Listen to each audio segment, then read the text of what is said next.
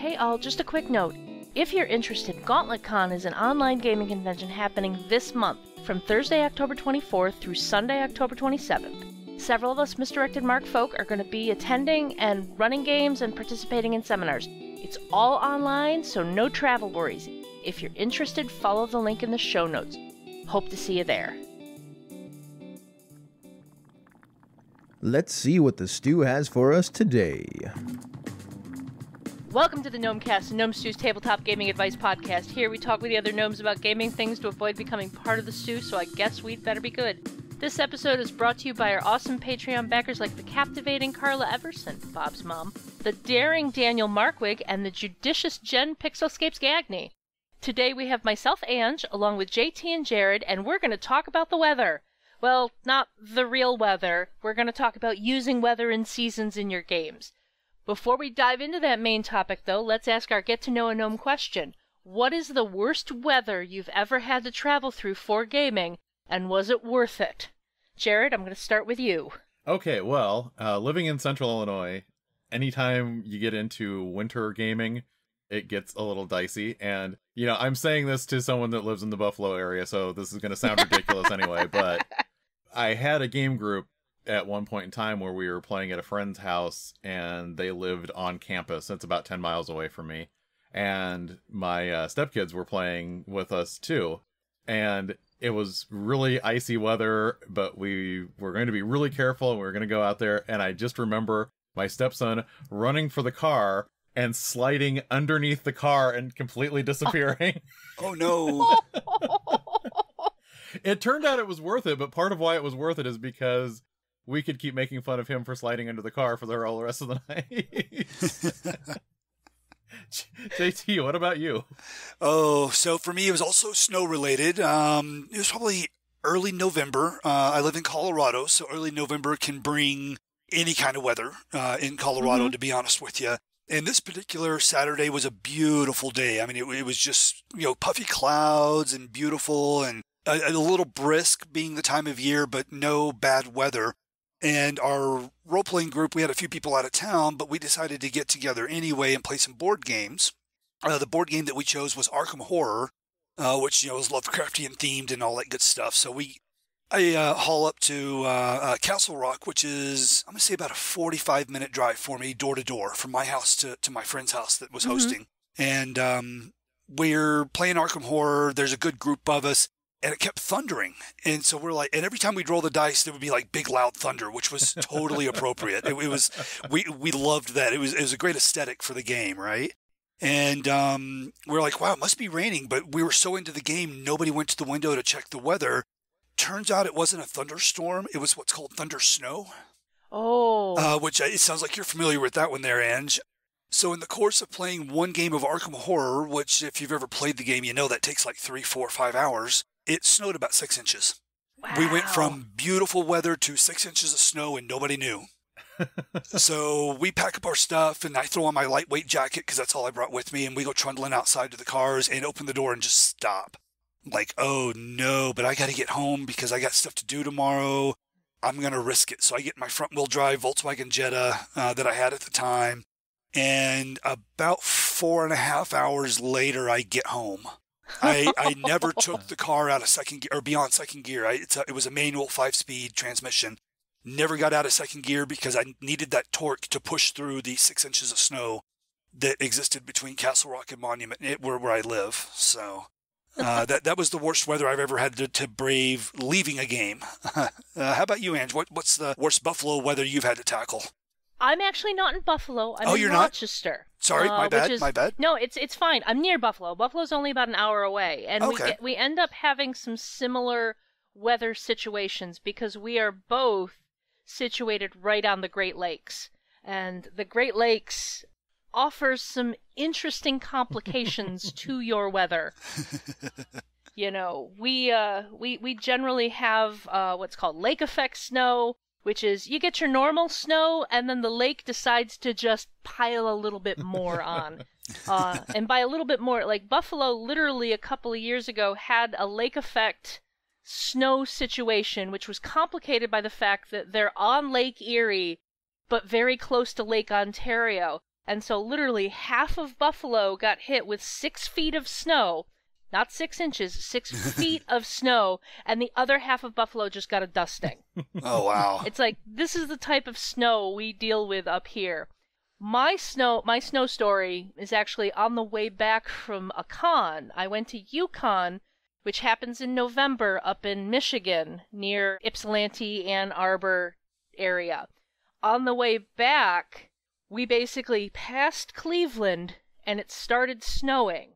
And so basically Cleveland to Erie, Pennsylvania, which is normally about in less than an hour, about an hour's drive, took us about 3 hours because it just started dumping snow on us. And I hate driving in the snow. I absolutely hate it. It was like, you know, crawling at like 10 miles an hour on certain sections of I-90. It was totally worth it because the con was fantastic, but I have declared that if I am going again, I'm letting some other people drive. So let's get into our main topic. You know, with the changing of seasons, we're moving from summer into fall. We thought it would be fun to talk about how to use weather in your games and seasons in your game. You can totally run a game without ever mentioning the weather, but you can really pump up the verisimilitude of the game to bring in a little bit of that climatic flavor. So, JT, I'm going to start with you. What are some of your thoughts on bringing weather into your game? So I tend to reserve it for higher levels, where the instead of throwing tougher and tougher monsters or bad guys at the PCs, I will keep the same level, so to speak, of monsters or encounter challenges, and then I'm going to pile weather on top of that and make the opponents of the PCs used to that weather, so they're not as negatively affected by, say, the slick ice or the pounding rain or the sweltering heat or whatever it is. So the bad guys aren't really affected by it as much, but the PCs have a persistent yet another opponent, which is the weather.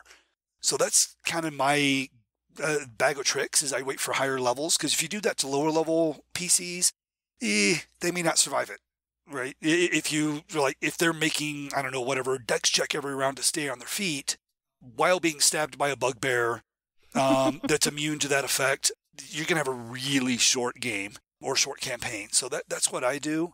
And I'll describe the weather here and there, maybe every 2 to 3 sessions. So that way, when I do start describing the weather, the players aren't like, oh, he's never described the weather before, this must be important. But if I do the weather description every 2 or 3 sessions, it lulls them to sleep, so to speak, right? They're like, oh, it's just another weather description. And then I can drop the other shoe and say, and yada, yada, yada, the weather is going to be impacting you this way. Yeah, so you can use it kind of as a mechanical complication to a combat. Exactly, yeah. How about you, Jared? I think probably the most extensively that I used weather was in the year-long 7th Sea game that I was running, because if anything, when you have people on a ship moving from one side of the continent to the other, you don't want that sea journey to just be, oh, and then you sailed for 3 months. So having something that kind of, talks about the sea storms and what happens and, how it pitches the boat around and the dangers that causes, that's kind of important to have included in the game. And another thing that I did in that campaign was they ended up going to Asura, which is the Russian counterpart, in the winter, which was insane because they're sailing through ice floes and, it's a blizzard and they can't see anything. So I really liked, making sure that they were dealing with those things. And it's good in games to have tools to make those not just narrative, because once you describe a thing and then there are rules attached to it, I think it becomes a little bit more real and people tend to remember it a little bit more.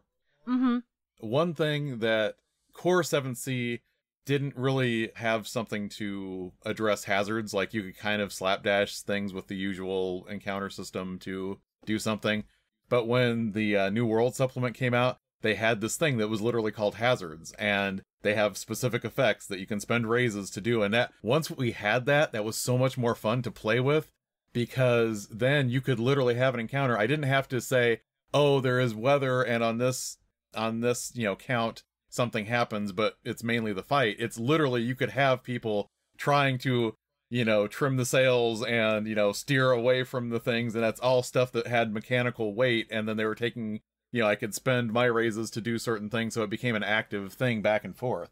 Yeah. And that's a lot of what I look for, is to try and find mechanics that already exist in the game to tie to weather effects. I mean, I know things like sometimes you can say, well, it's really windy in D&D, so all of your ranged attacks have disadvantage, which is cool, but it's even cooler if you want it to be an active storm and you turn it into a layer action. So on initiative count 20, the environment is literally doing something on top of just that persistent, rules thing. Yeah, I think Sentinels of the Multiverse actually has some environmental mechanics that can do that type of thing. I mean, that's not a role-playing game, but it's still like those environmental mechanics can be brought into the game. Yeah, and I think, having done looked at the quick start for that looks to be something that's going to be in the role-playing version of that when it comes out, which I'm really looking forward to. Cool. And I know it's definitely worth looking at the mechanical ways you can bring in weather, but you can also use it in games that don't necessarily provide a mechanical route to use it, simply to add flavor to the game. I know I often use weather as a way to reinforce the climate of the area the game is taking place in. My Tales from the Loops game all take place in the Nevada location, which is desert, dry, and, so I'm not going to have a random rainstorm kind of without it being important. In fact, one of the sessions I've put together to run at cons is called Snow Day. They don't generally get snow days in southern Nevada, so this is a thing. So you can use the climate to reinforce the setting. Yeah. And if you're gonna do a long-term campaign, it's worth at least bringing in the flavor of the seasons. I know the Waterdeep Dragon Heist is specifically tailored to the, depending upon who you choose as your ultimate adversary for what's going on in the game, you're supposed to set it in the different seasons that Waterdeep experiences, and that can, add a very different flavor to what's happening in the game. Right. Yep. I'm currently running that particular adventure, and we delve into the weather quite a bit. So it does impact the game, even at the lower levels, but it's more, like you said, flavor and style and theme than a direct mechanical impact. Although that's still there as an option. Yeah, and it kind of helps because Waterdeep Dragon Heist is very much enmeshed in the breathing life of the city of Waterdeep. Yep. And the seasons gives you the different feeling of the way the city functions during the different seasons, which I thought was pretty interesting. Yep. Yeah, I'm currently running the Tales of the Old Margrave adventure anthology from Kobold Press, and there is one adventure later in the anthology that is very thematic to transitioning from fall into winter. So even though it's not as important for some of the earlier adventures, I've been trying to hit okay, now is the holiday where they're celebrating the transition from spring into summer. Now you're in the middle of summer, it's really hot and sticky. I haven't really been doing a lot of mechanical things, but what I'm trying to do is set up that whole, when they hit that adventure where it's going into winter and they have to do a favor for, I hope my players aren't listening. When they have to do a favor for Baba Yaga, or else, fire doesn't work for the winter in the Margrave, which is really bad, then it has more impact because they have felt the whole year progress. They know each of the seasons changing, and now it's this is really important now that we're going from fall into winter. And it can also really help evoke the mood of what you're trying to go for in a game. The D&D campaign I'm currently playing in, the setting is transitioning from summer to fall. We're starting to get those cold rains, and we're dealing, currently what we're trying to do is we're trying to solve a blight that has been causing, famine and starvation through the land. So we've been traveling through these decimated farmlands and seeing just the ruin that has happened because of this blight that has been, purposefully cast upon the land. And then right before we get to the, where we're going to face the big bad that we think is behind all of this, it's just been raining and miserable, and the GM's just delights in describing that, especially since we have, in the party we have a storm cleric, so he's got that weather sense, and then we have a dragonborn, and we've established that the dragonborn in this setting come from the desert, and they don't necessarily like getting wet, so she's just miserable underneath her tarp we turned into a cloak, and just it adds a little bit of that role-playing flavor to the game. Mm-hmm. Yeah, and we've been talking about the negatively impacting the party. A buddy of mine years ago was running a fairly long-running Ravenloft campaign back when there were the different domains that you could travel between and all that good stuff. And he actually had a break in the constant overcast cloud that is everywhere in Ravenloft. And there was a small break in the clouds, and a single beam of sunlight shone through for a few minutes. And that gave us hope. And like one of the players, and we'd been running this game, or Jim had been running this game for us for, I don't know, about 8 months by this point. And Jim broke out that beam of sunlight, and all of a sudden one of the players is crying. Not the character, the player. She's like, oh my, or actually no, it was another guy. He was like, oh my gosh, it's sunlight. We have to go there. And so we went there and promptly got into more trouble. Well, yeah. As you do. As you do, yeah. But the beam of sunlight only lasted like 2 minutes. But it was enough to give us hope. That is the land where hope is at. That is maybe our escape. That we can go home if we find the sunlight. And it was very well played by Jim. So if you can, it's just a change in mood. One way or the other is very effective when dealing with weather. Yeah, and I know one of the, like in the Adventures in Middle-earth, which is the 5e conversion of the One Ring role-playing game, there are journey rules, which are a very procedural way of, showing what your trip from one place to another is, which makes sense for a Tolkien-based RPG. Sure. But one of the things that happens there from the positive side is, one of the things that can happen during the journey is, it's a really nice day, everyone gets inspiration. Oh, that's cool. Okay. Yeah, it was kind of a neat way, like, it does a really good job of playing with inspiration a little bit better than core 5th edition D&D does. Right? Yeah, it's JT's story was reminding of the scene from The Hobbit where they're traveling through the Mirkwood and Bilbo climbs up into the trees to see if he can get a feel for where they're going, and he breaks through the top of the trees, and there's sunlight and the butterflies, and just there's this moment of tranquility and hope.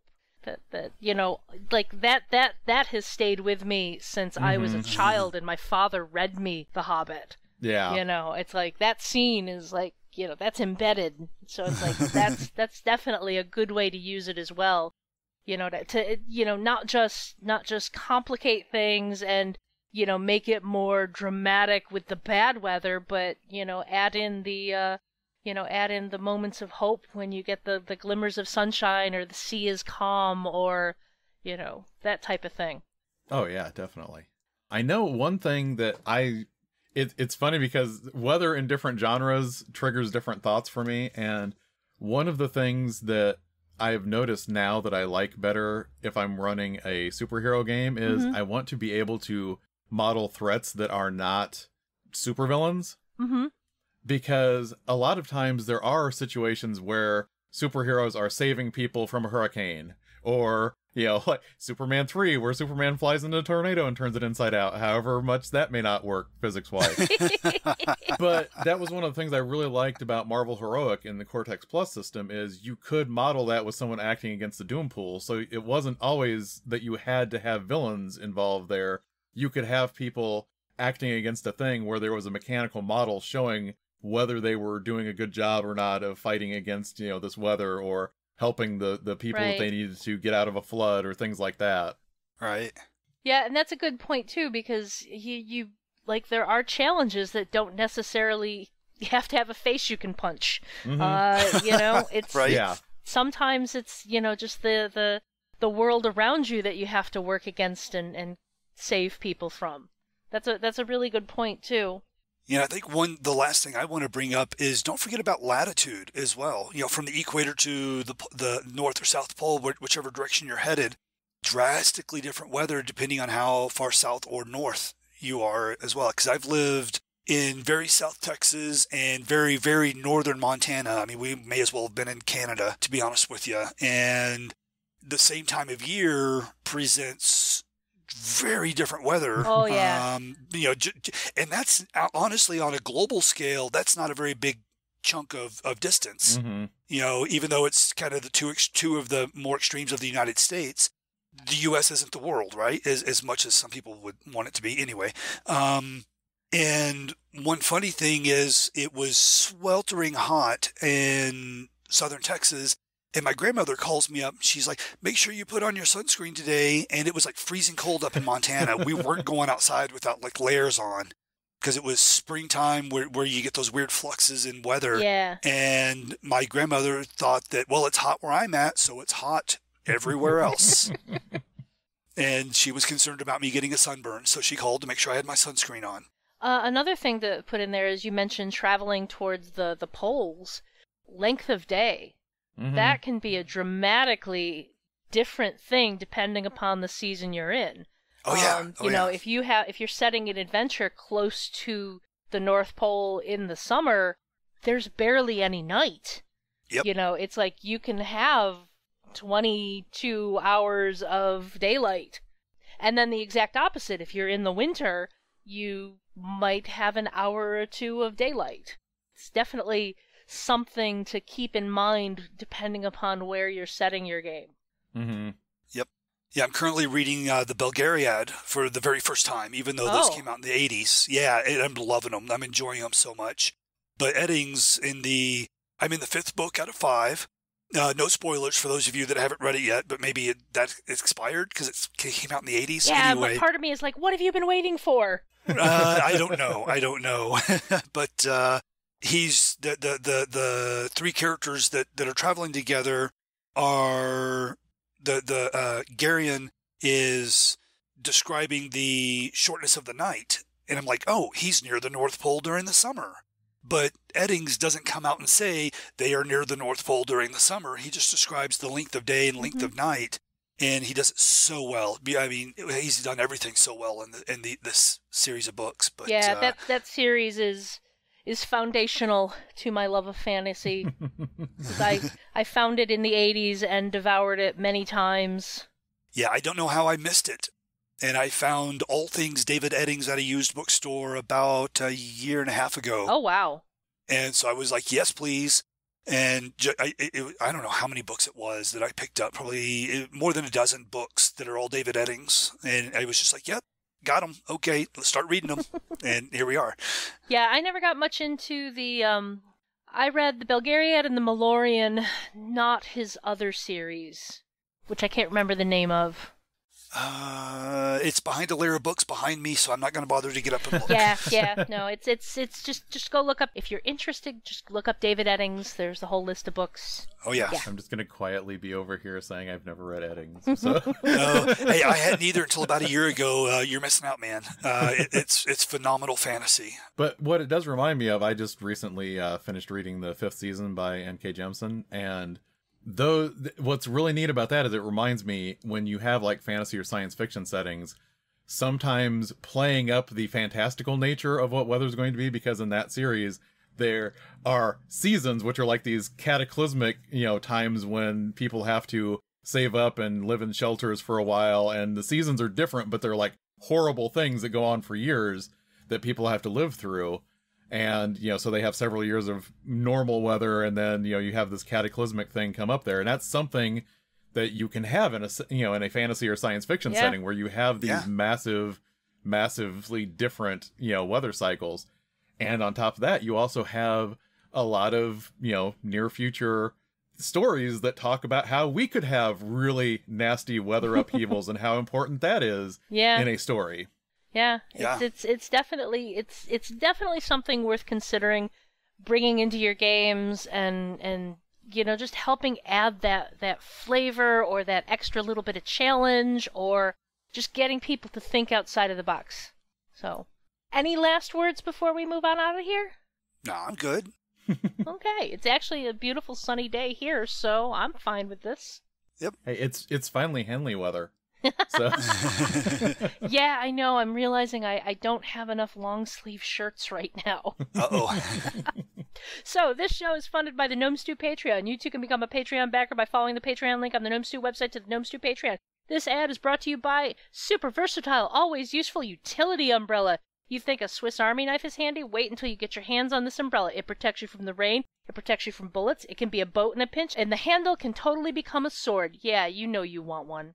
If you're enjoying the Gnomecast, you'll probably like many of the other Misdirected Mark shows. Here's another one to check out. Bonus experience. Ray and Monica are two old friends exploring gameplay and design through the lens of diversity, while also sharing some of the dumbest humor gaming has to offer. Yep, die mad about it. That's their tagline.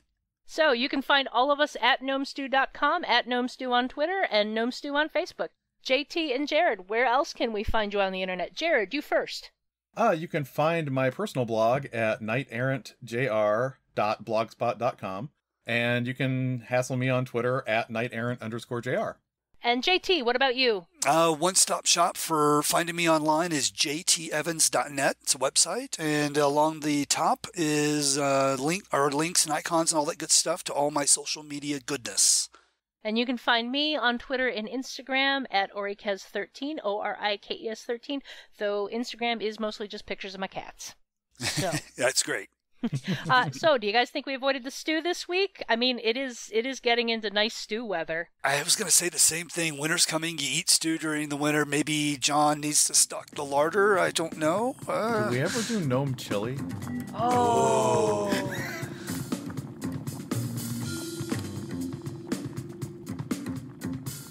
Gnomecast is hosted by Misdirected Mark Productions, the media arm of Encoded Designs.